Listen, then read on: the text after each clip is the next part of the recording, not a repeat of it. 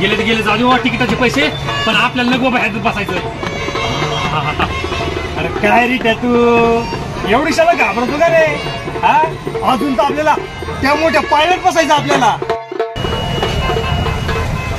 अरे लहान पोरं सुद्धा घाबरत नाही, म्हातारे माणसं घाबरत नाही, आणि तो घाबरतो रे. आपण आहे ना ते सगळ्यात जास्त वर तुमचा आहे का तो मोठा तिकडला, आपण त्यात बसू बरोबर मध्यभागी. मग असं वरती बसला का मग आपण असं मोठ्याने ओढायचं, असं ओढायचं मोठ्याने, सगळ्यांना घाबरायचं आपण वरती बसून.